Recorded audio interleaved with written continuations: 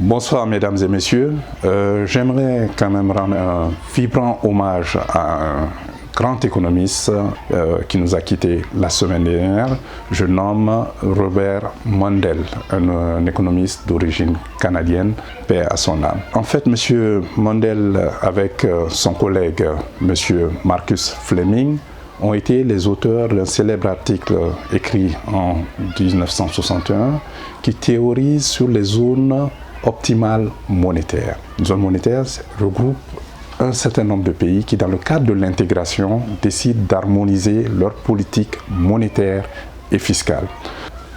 Donc, dans cette théorie de la zone monétaire optimale, M. Mundell prône surtout une dynamisation de la théorie keynésienne en l'appliquant davantage au taux de change et aux facteurs de production dans les économies ouvertes.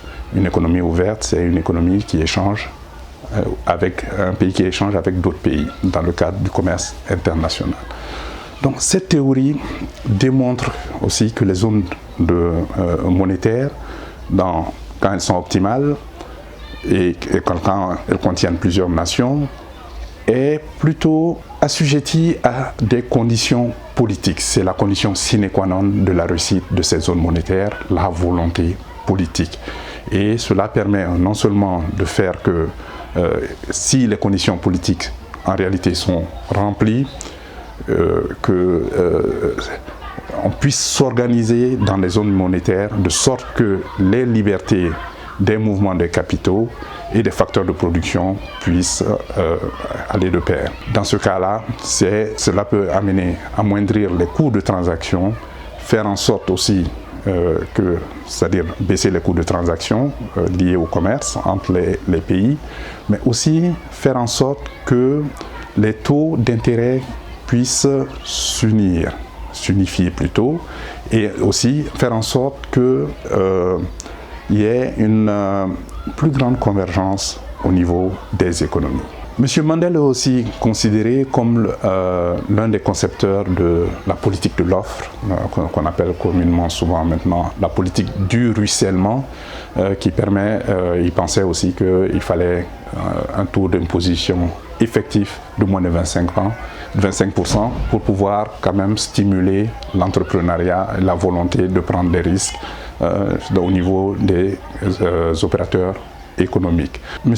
Mundell aussi est à la base du triangle de Mundell, stipulait qu'on ne pouvait pas obtenir trois choses simultanément, c'est-à-dire un taux de change fixe, disant que les monnaies ne varient pas les unes contre les autres, et de deux, qui ne pouvait pas avoir une politique autonome, une politique monétaire autonome, c'est-à-dire une politique où on pourrait ajuster les taux d'intérêt à court terme, et finalement une politique où on ne pourrait pas avoir une plus grande circulation des facteurs de production, c'est-à-dire les capitaux et le travail. Oui, j'aimerais vous parler des dernières données sur le taux d'accès à l'électricité en Afrique. Il y a 54 pays qui ont été évalués par la Banque mondiale, donc ce sont les chiffres pour 2018.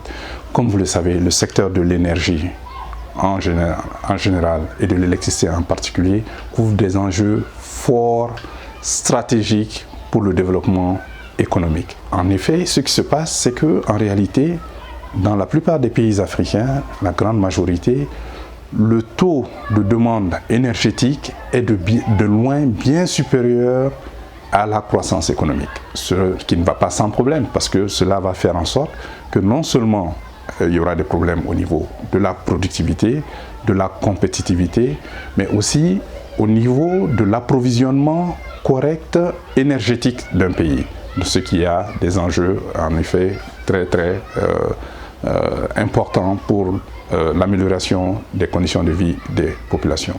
Donc, au niveau des données, vous avez 6 pays qui ont un taux d'électrification sur les 54, qui ont un taux d'électrification au-dessus de 90%. Vous en avez 6 aussi qui ont un taux d'électrification en dessous de 20%, et vous en avez 42 qui ont entre 20% et 90%.